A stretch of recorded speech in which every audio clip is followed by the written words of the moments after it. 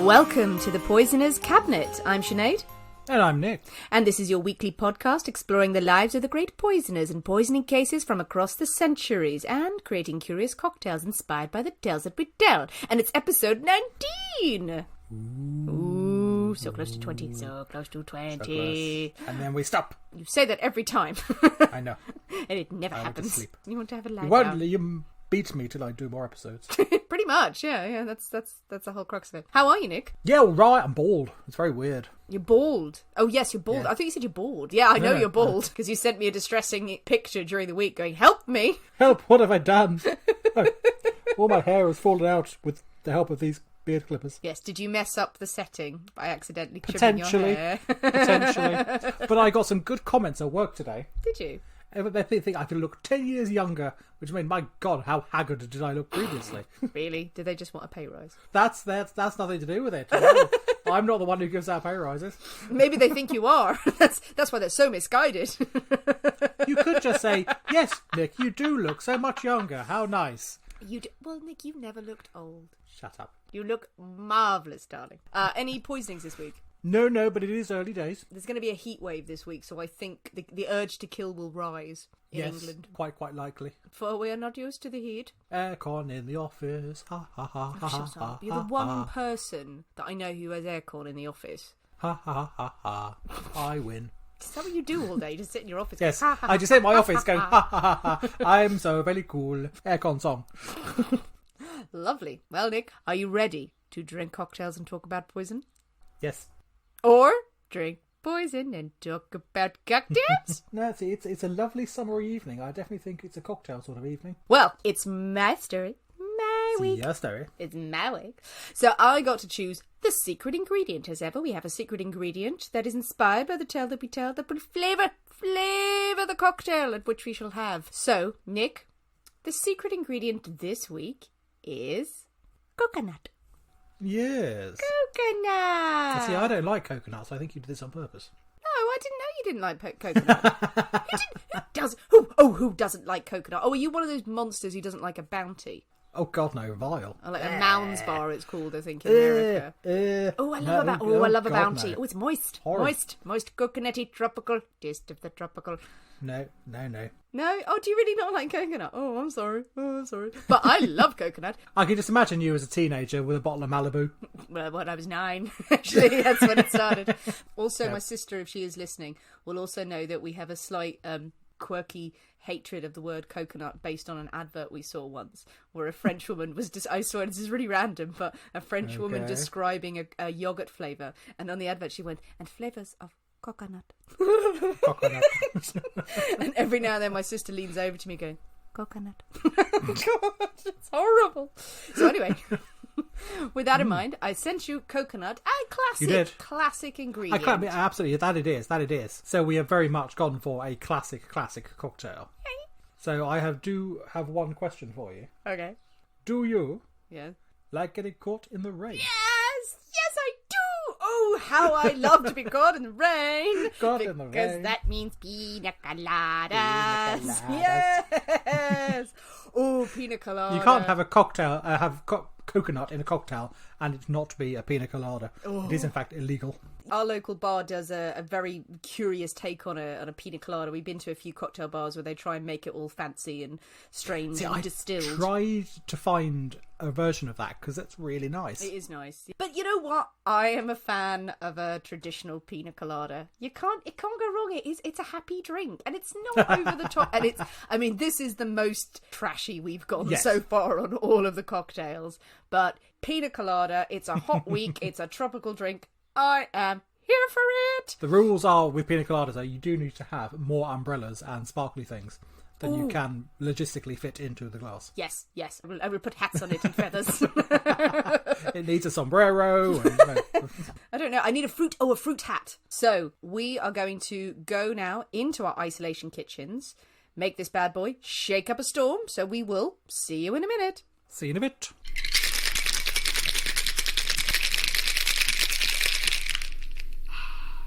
And we're back. Hello. Ooh, so Nick, we've got a pina colada. coladas. We get caught in the rain. So talk us through it, Nick. Now, there are many variations on pina coladas. There are many variations. What version did you go with? I've gone with 2 parts rum, 2 parts pineapple, 1.5 parts coconut, creme of coconut, and a wee dash of lime. Yes. So I thought that was a good idea. What I've also done is, because I was going through my cupboard and I thought, ooh, I've got that vanilla rum I made. Ooh, have you used So it I've with used vanilla that. rum? Oh, so I've used my interesting. vanilla rum with it. Because it really needs to be used. So pina coladas, the basics are pineapple, rum, coconut, and whatever else. I agree. The lime, you need a bit of the citrus in there to give it a kick. I haven't tried this one yet. But I was going to say, do you have to use white rum with pina coladas? Can you use a dark rum? I would use a white rum, I think, yes. I think a dark rum would be too molassesy, probably too rich, I think. Yeah, probably. But you've used vanilla rum. Interesting. I've used vanilla rum, so we shall see. It could be terrible. And you've shaken yours. I do, because I don't have a blender, so I have just put everything in and just given it a massive shake. But I do have a blender, so I blended mine. And as soon as I went to the blender and was mixing this up, my husband appeared and just went, oh, what's going on there? So I made double quantity, so it's a party at our house now. So yes, I've got mine. I'm just, if you can hear it, I'm just stirring it up. Got my beautiful straw. So let's dive in and sample la pina coladas.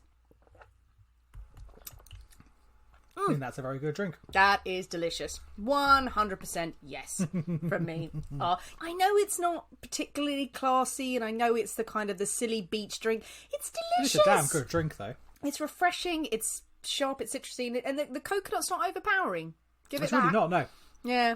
It's incredibly pleasant. If you were using Malibu, probably, other coconut rum brands are available. If you had the coconut flavouring in there, it would be overly sweet and you could really taste it, and it would be too much. But that, with just the coconut cream in there, delicious, yeah. And I added lime juice to mine, blended it up with a big handful of ice.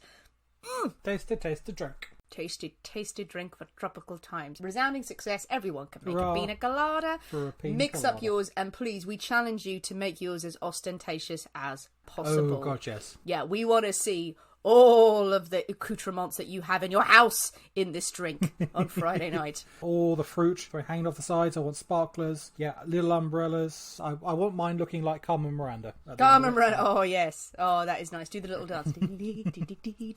Nice. Well, we have our pina coladas firmly in hand, Nick. Firmly in hand. Are you ready for a story? Ooh, I would like a story. Tell me a story. Well, we've been on a crazy journey this last 18 episodes, haven't we? And we've looked at various motivations behind the poisoners. What is it that drives people to kill? Mainly cash. Well, mainly cash, yeah. That is probably the number one thing that we found in all of this.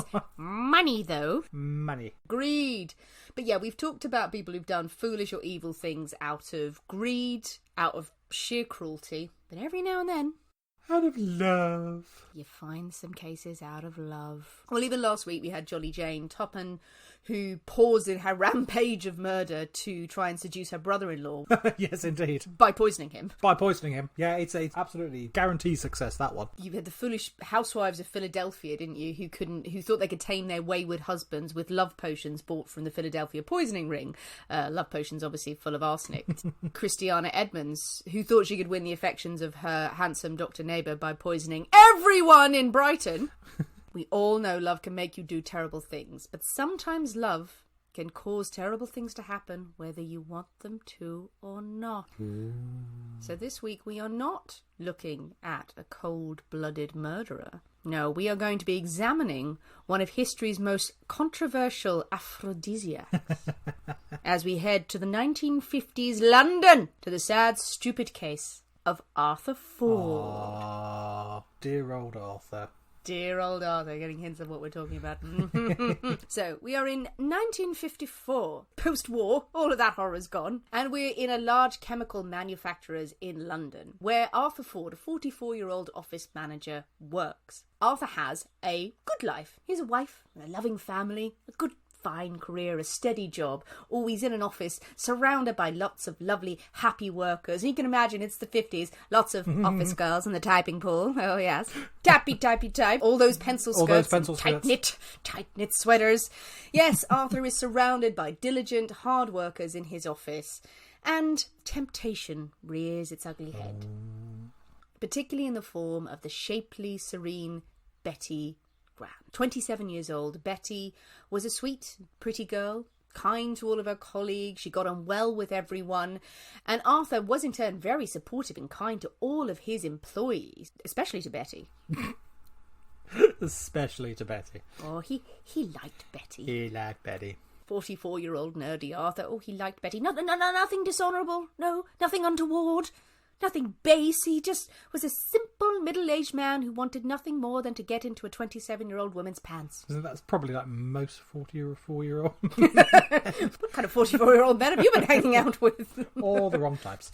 So Arthur, in his office, he has a very, very strong crush on Betty. Betty, not overly keen. That's generally understandable. Yeah. Yeah, in Arthur's own words, Betty kept putting me off.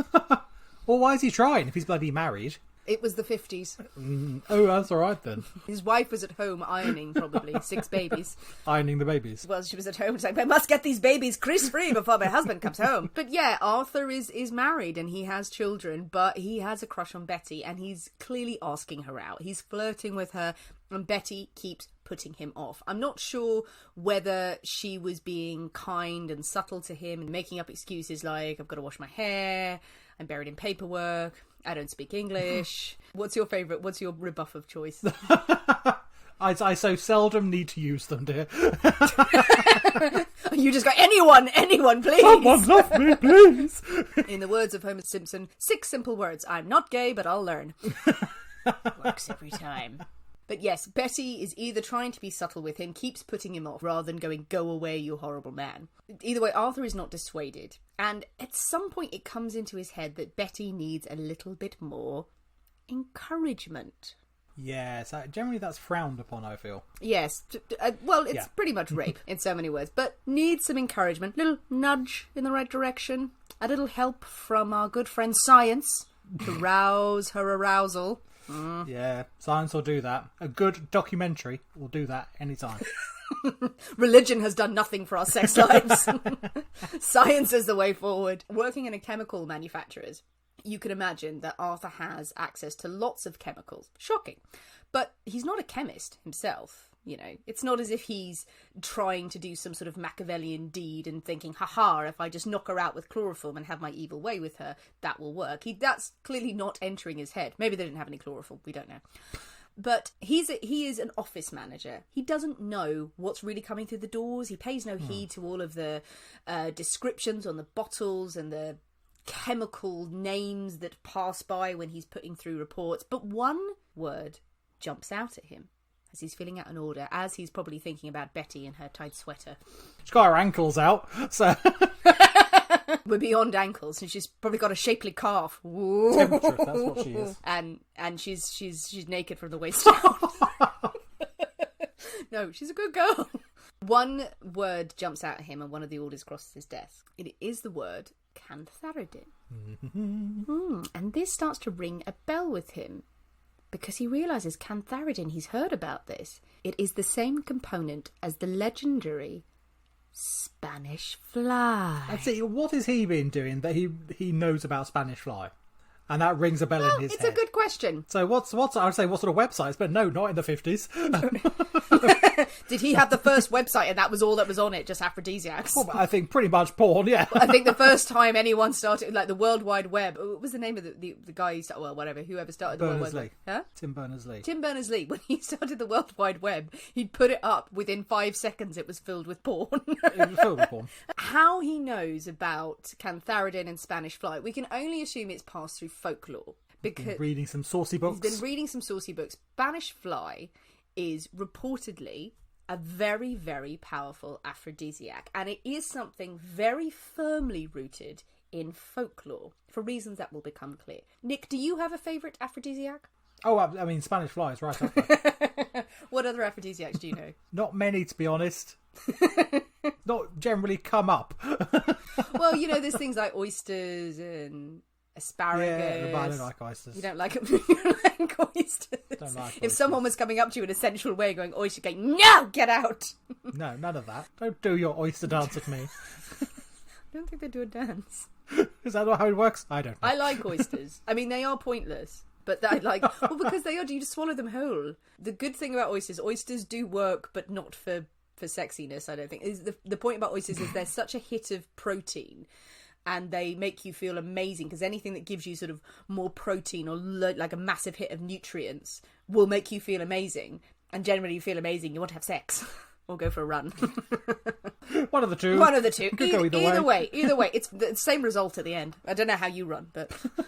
But yeah, aphrodisiacs, you've got... I was looking through actually famous aphrodisiacs. So people know about oysters, asparagus, apparently, chilies, because warming sends the heat to the right place. Watermelon. I did not know. Watermelon. Watermelon. I've not heard of that one. Well, I've heard of watermelon, but not... What is this? A melon made of water that makes you procreate? Not as an aphrodisiac. No, it came up a couple of times. There we go. Always choose watermelon as your dessert. Nibble that down. Celery, banana is an aphrodisiac. Is that a potassium thing? Potassium, yes, because muscle strength basically makes you longer orgasms because your muscles are so working down there.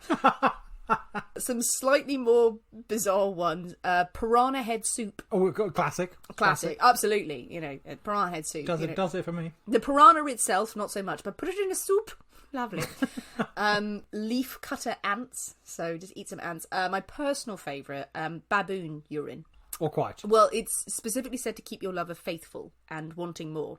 So all you need to do with the baboon urine is very simple. You just grind the mixture of baboon urine with some soil and some specially chosen herbs. Herbs of choice. I quite like rosemary. Into a powder. Then just sprinkle that on your vagina and... I timed that because I knew when you were taking a sip of drink. Thanks for that. And apparently your partner will be begging for more from only you. Your partner's going to be terrified, going, what the hell is going on? Especially if they walk... Well, I don't think there's a difference between walking in during that application and then afterwards being better. Afterwards, just being like, oh, no. I'm soaked in baboon urine and herbs and dirt. Come and get it. So the various aphrodisiacs, watermelon, good, baboon urine, not so much. But Cantharidin and Spanish fly is one of the most famous and controversial aphrodisiacs of all time. So a little bit about Spanish fly. It's not a fly. It is a blister beetle. Emerald green blister beetle, about 2 centimetres long. So tiny things.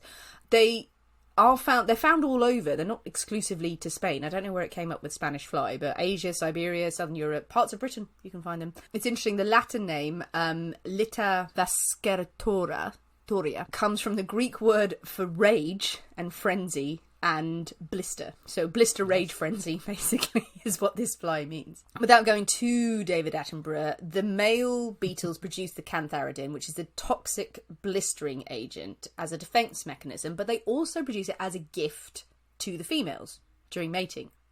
And I really like the way they do this. The male literally secretes the toxin from its mouth and from its joints, but then it rolls the toxin into a ball with its knees and then puts it on its head to impress the ladies. Well, that's going to do it, to be honest.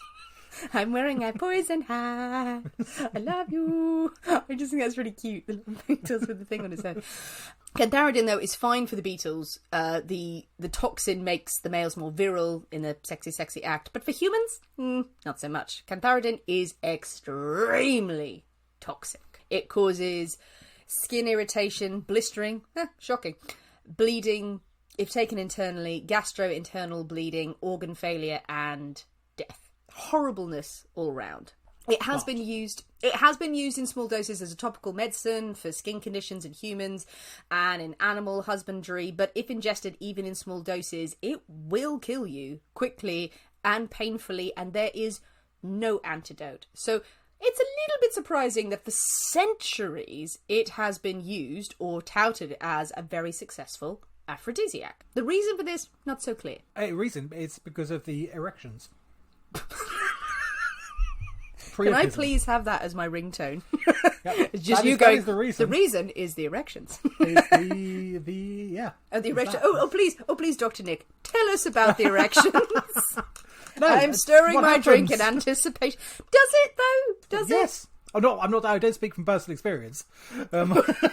Unfortunately. But that was the reason why it was taken as an aphrodisiac. Very long-lasting. The wonderful Kathryn Harkup, our chemist friend from Expert Witness episode 2, she wrote a piece about this and theorised that because cantharidin causes dilation of the blood vessels, allowing increased blood flow, it might be helpful for one organ in particular. So an early version of Viagra. But with some unfortunate side effects. Yeah, it doesn't really make sense because the intense irritation and the blistering that would be caused by either ingestion or topical treatment would make this far from a pleasant experience. Even so... It's all about balance. It's all about balance. Quickly!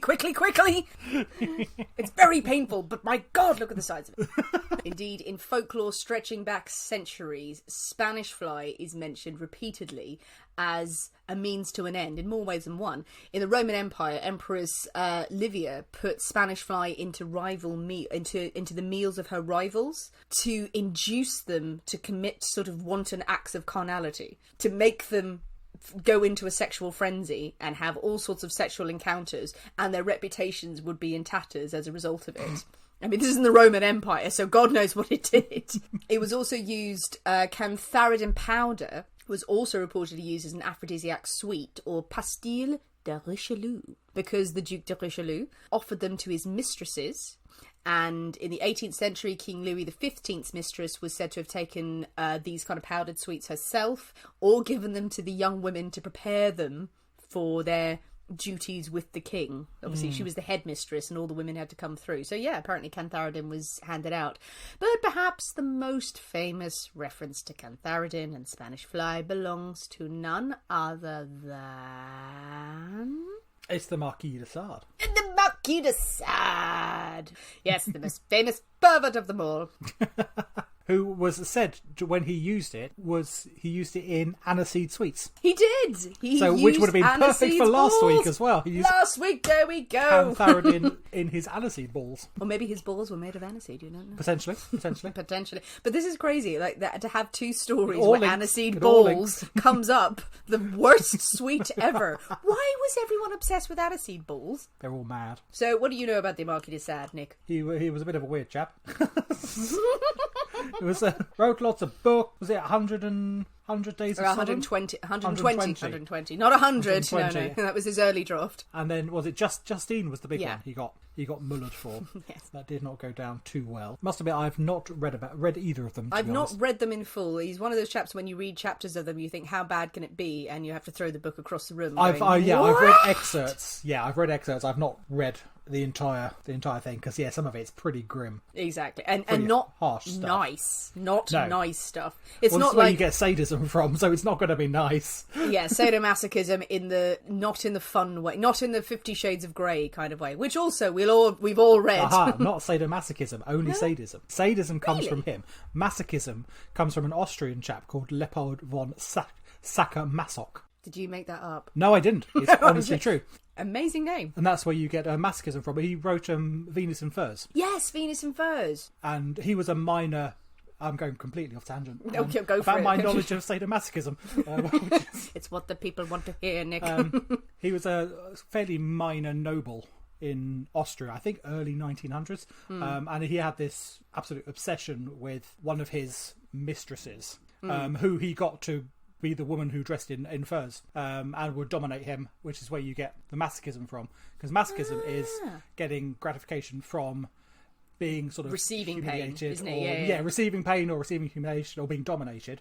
But then sadism is you getting gratification from doing it to someone else. So that's where the Marquis de Sade comes in, because it's purely a one-way thing. Yeah, and Marquis de Sade is, as much as he is passed into folklore of this kind of, wasn't he a sexy rogue? Wasn't he a kind of a quick kinky chap? Marquis de Sade is fucking awful. No, it's children. Children with slaves, animals, all sorts against will, all of that. Marquis de Sade is not cool, man, but has the most phenomenal stories associated with him. But yeah, and this is a case in point. In 1772, the Marquis was having one of his regular orgies. Tuesday night, only the 4 prostitutes that evening. Yeah, and 1 goat, probably. Just watching. He sends his valet out to procure the prostitutes. We should use that phrase more often. Procure some prostitutes. Quite. When they arrived at his boudoir or his palace or wherever he was, he offers them the aniseed balls, the delicious sweet of the time. But of course these sweets were laced with Spanish fly, because he believed he had taken them and he believed that they induced sexual frenzy. That it would, I think it was the word was that he would drive the women wild with desire, or set them on fire. Whether he had experimented with it before and he had success with erections, he thought that the same results would happen on the women. It didn't. They began screaming and writhing in agony, vomiting everywhere, and worse. I'm going to say it. The Marquis de Sade reportedly liked to smell their farts while dying. As we said, he was not a well man. Insane. Yes, 2 of the women reportedly, I don't think it was all 4, but I think 2 of the women died from the poisoning. The authorities did come for him, but I think he had fled to Italy, so he escaped trial. Yeah. So, Spanish fly, what a reputation it has. But you can imagine how, in the 50s, we don't have the internet, as we've established. Definitively. People would have been telling stories, and these kind of stories pass on in folklore. And it is a time, it's not necessarily just because it's the 50s, but just of that time when you don't have the benefit of looking up everything on your phone, you are going to hear tales of, by the way, I hear this does this, I hear this does that. And the rumours about Spanish fly would have passed through the ages. And Marquis de Sade himself would have been seen, probably, as a kind of a silly, lovable rogue, because no one's going to read his books, are they? Because they're too controversial. But Arthur had no idea of the true nature of Cantharidin. He's an office manager, he's not a chemist, and we can only assume he's heard the folklore about Cantharidin and Spanish fly as a sexist sex aid.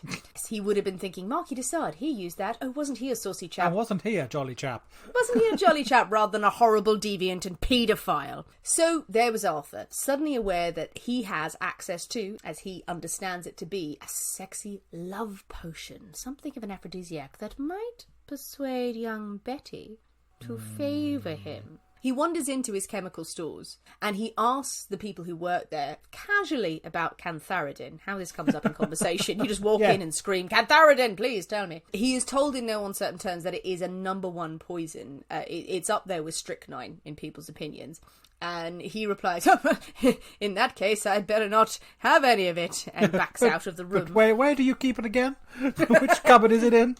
Tell me the specific shelf where it is, just so I know to stay away from it. Yeah, exactly. But later on, he sneaks back in. Aha! He finds the source of the Cantharidin of the Spanish fly, and he slips around 39 grains into a wage packet envelope. That is enough to kill over 200 people. Yeah, that's quite a lot. Doesn't know what he's doing. So the following day, 27th of April 1954, the office is a flutter as usual. Oh, everyone's in. Tappy, tappy, type, tappy, tappy, type. Get those chemicals off. And Arthur, on his way back from lunch, has brought a treat into the office. Ooh, we like an office treat, don't we? We absolutely always like an office treat. Yes, curry favour with people, you bastard. He has brought in a lovely selection of coconut ices. Nice. How very tasty. Coconut ices. He should have just bought in pina coladas for all. Yes, that would have made him so much more effective. Well, I mean, to be honest, alcohol as an aphrodisiac, well, it works. Yeah. It works, goddammit. Get him pissed. We can get him pina coladas. Get him drunk. Coconut, the greatest poison of them all. Coconut swears, so they're like little pink and white, squidgy, sugary, coconutty. You don't like them? Okay, fine. Anyone who loves coconut would be like, oh, yay, I'd love him as a boss. But there we are. But before he hands them out, he slips into his office.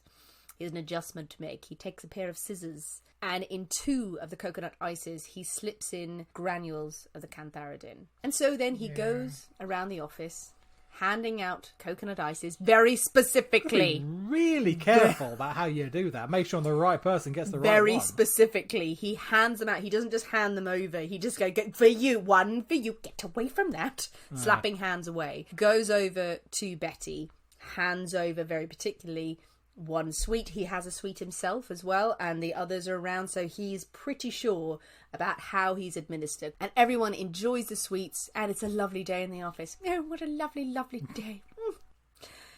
Around 3:30 p.m, June Malins, aged 19, starts complaining of stomach pains. And it's Betty Grant who helps her upstairs to the sick room. So you got the wrong person. About half an hour later, Miss Grant joins her. The two women are absolutely in agony with stomach pains. They're complaining. That's not They're sexy. vomiting. They're crying. How June Mallins got the coconut ice, as clearly she has done. She stole it from the desk, bitch. Maybe she... She deserves it. She's a coconut thief. There she is, taking them all. Yeah, for me. They're all my sweets now. Well, the 19-year-old girl is dying alongside poor Betty Grant.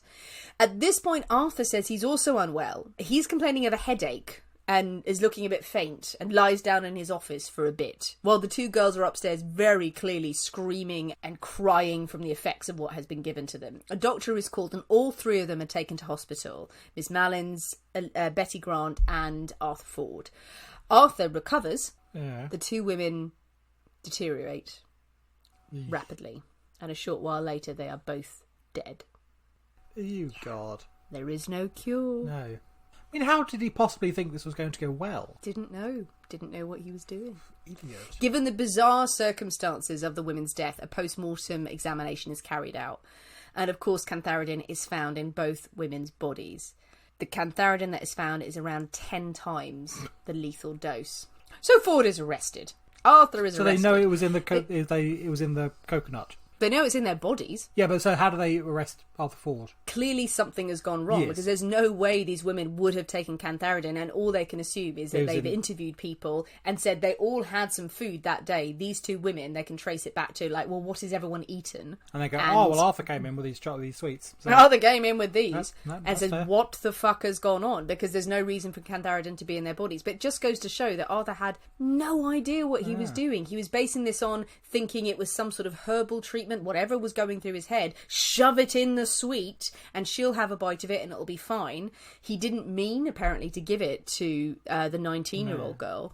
He confesses when he's arrested. He confesses to manslaughter. He takes some coercion from the police. Apparently he's babbling. He's not making a lot of sense, but they have to sort of talk it out of him. But you can imagine, he's devastated. Yeah, he must be in absolute shock. Completely in shock. He says, and some of the transcripts are, I gave one of the pieces to Miss Grant. We were very fond of each other. Yeah, really. She kept putting me off, and I made up my mind to give her Cantharidin in the coconut ice to stimulate her desire for me. Okay, she's putting How you do you off. think this was going to work? He's an idiot. But assuming that the Cantharidin had the desired effect, and she got uber horny in the middle of the office, is she going to run across and smash his door down, past probably God knows how many other people in the office, and go straight to him? Clearly that's what he was thinking. He was reading the Marquis de Sade, and he was just thinking it would turn into an orgy of the days of Sodom and Gomorrah. Yeah, he said, to stimulate her desire for me, it seemed to me this was the best way to give it to her. Boy, I think it meant the sweet distribution. Yeah, I got that. I cannot say how Miss Mallins got the other piece, except that it must have been by accident. The only girl I was interested in was Miss Grant. I am deeply sorry I gave Betty Grant this drug. I now realise it caused the death of those two girls. You now realise that it caused the death of those two girls, the fact that they're dead. I did this crazy thing at the expense of losing my dear wife and children. And Arthur stood on trial at a charge of manslaughter. He pleaded guilty, and he was sentenced to 5 years imprisonment. Is that all? 5 years for killing two women. Bloody hell. There's a slight postscript to this, not a long one, but I wanted to bring it up. It just goes to show the perils of trying to force love's hand, and how perhaps little has changed. In 2018, a man stood trial for spiking a girl's drink with a substance called Spanish goldfly. The man claimed it was for him. He claimed it was a natural energy tonic that made sex better. He was eventually cleared of attempting to administer a substance with the intent to stupefy or overpower to allow sexual activity, as the jury failed to return a verdict. See, it's got that reputation even now. Yeah, so it's got that reputation. Something about the Spanish fly has endured, even though everything we know about it, it is still used as a name on a bogus sex treatment. Yeah, I mean the stuff. I mean, I sound like I know from terrifying experience. I don't. I watched a TV program, and Cantharidin was a main plot point in it, which is where I get most of this knowledge from. But yeah, I mean that you could still get sort of those and it sort of enhances supposedly sex enhancers and things like that, which are called Spanish fly and things. And they've got no Cantharidin or any Spanish fly in them. It is purely the name that is still there after probably like 1,000 years or so. This name is stuck around, and people still have it. That it will get you somewhere. It's the terrifying thing of branding, in a way. Well, it's the ultimate branding, but still, for so long, Spanish fly, Cantharidin, which was extracted and named in, I think it was 1810, by a chemist who said, this is toxic, this is deadly. But the legend of it continued so long that you have a man in the 1950s who was able to find Cantharidin, stupid as he was, God knows how his office or his business was run, takes a huge amount of this poison, shoves enough to kill 10 people into a suite and hands it to a woman because he thinks it will make her horny. And the chilling thing is, nowadays still, people will go, well, if I slip this in your drink, it will make you more amenable.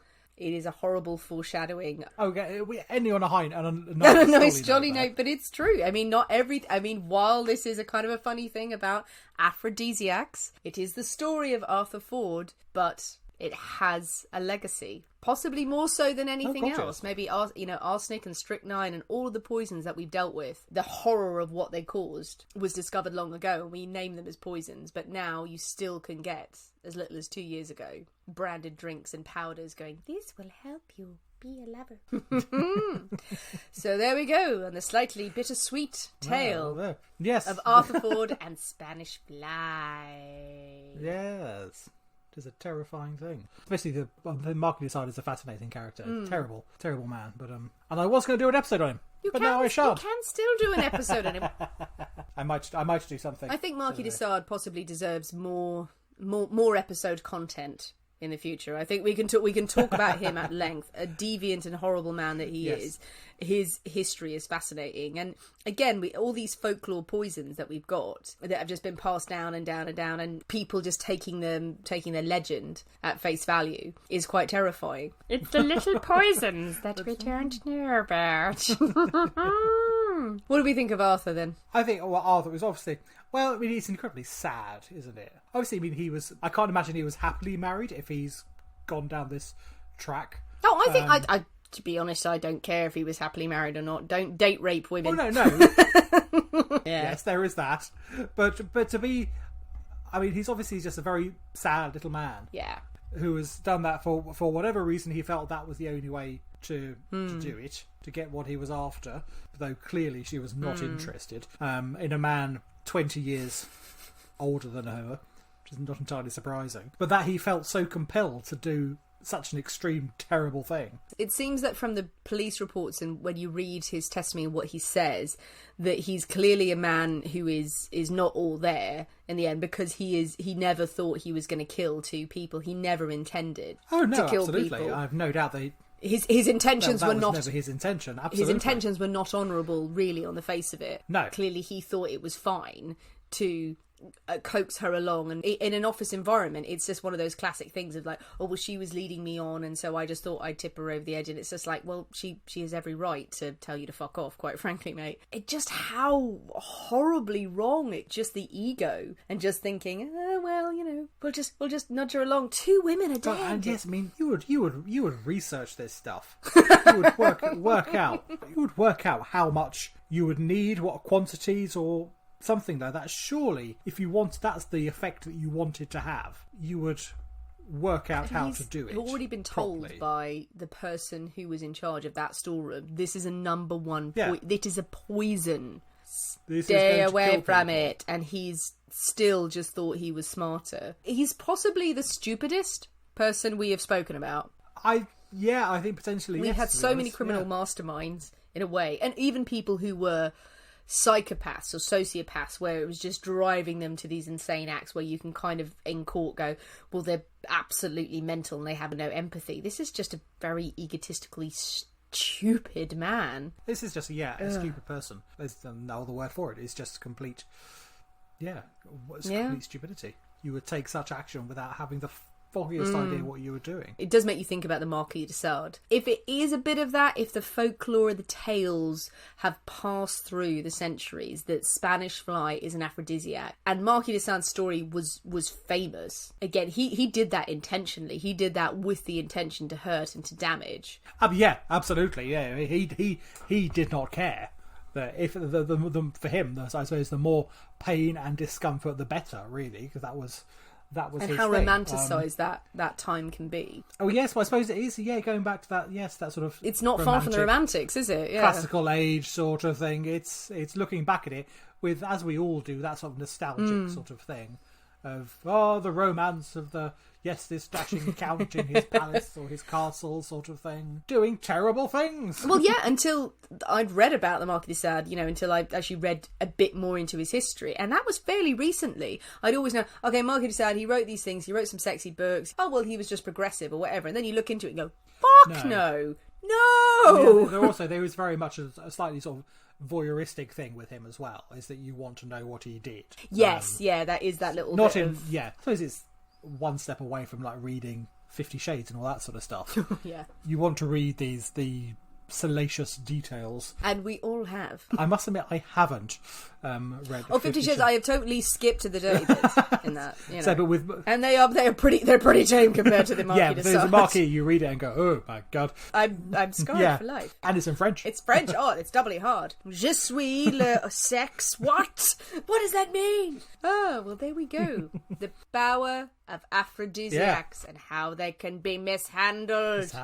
It's a poison. Love, the greatest poison of them all. No, yes. Sex, the greatest poison of them all. Yeah. Sex is sex. Well, there we go. There is a story about Arthur Ford, the Marquis de Sade, and some tips about how to spice up your love life. Yes. Don't follow these tips. No, don't use Spanish fly. But watermelon. By watermelon, go for it. Watermelon, oysters, asparagus, lovely. Not sure how effective they are. I don't know. Eat them all at once. Eat them all at once, see what happens. There must have been someone out there who has done a first date. Some people would, ironically, you can do it as a laugh, but there's got to be someone out there who did look this up. The same way probably as Arthur Ford did, looked up, what's a fucking aphrodisiac when they're coming round for like their dinner and like the night. I go, right, asparagus, oysters, fillet steak, watermelon for dessert, chilies on everything. There we go. Please stay over, please. See, if I had that lot, I just want to sleep. It's a terrible meal, to be fair. It's not. We live very near Whitstable, so oysters are in fresh supply. And there is nothing lovelier than actually going out and having a swim on the beach and having some fresh oysters. I can think of several things lovelier, to be perfectly honest with you. I could reel off a list of lovelier having things. Sex on the beach. I'm just there with my oysters going, this is delicious. Like, I'm actually having sex, you stupid bitch. Well, there we go. On that high note. Yes. It's been a roller coaster this episode. It truly has. It truly has. We've gone to some unexpected places. We've gone to some dark places. But you know what? That is the point of the podcast. We can't always be happy and jolly. Sometimes we have to talk about sadomasochism. So, guys, what do you think about S&M, obviously? Yep. What do you think of the story? Come and have a chat with us on social media as ever. Make yourself a pina colada. Highly recommended. Very, very, very, very, very nice. Get yourself some coconut and some rum and some pineapples. Mix up a tasty, tasty beverage. And I think this Friday is a good day to do it. Because I think it's going to be glorious. If you're in England, it's hot on Friday. It is boiling. Mix it up wherever you're going, wherever you are with friends and loved ones. Mix up a tropical drink or whatever cocktail you're having. Put some accoutrements on it. Send us a picture of it. Send us recommendations of other poisoners and poisoning cases you want us to cover. Next week, it's episode 20. It is. We've got to think of something interesting to do for episode 20. Oh, we do. We need a biggie. We've got a couple of biggies in mind. As soon as you've heard this episode, be sending us recommendations on Instagram, on Facebook, and on Twitter. Please send us your recommendations or just your general pictures of you drunk and dead on poison. I'm just actually googling at the moment S&M cocktails. So that might. Well, we've done it this week. Oh, that might be the next week. We just carry on. I'm going to drink carry on the S&M theme into episode 20. I've got one. I've got one called the S&M. I could make you a stiffy. I'm sure we will explore many options. You know what? Let's just. We will share a series of sexually themed cocktail ideas this week. I've said it now, Nick, so it has to happen. What have I let myself in for? You knew what you signed up for in the podcast. Darling people, download, review this podcast on Apple Podcasts, Apple iTunes, wherever you get your podcasts. Share it with your friends. Please let us get more downloads, more listeners. It all helps us to continue to do wonderful things and to bring you more tales of poisonings. So, we have been the people inside the Poisoner's Cabinet. We will see you next week. And remember, your loved ones are trying to kill you.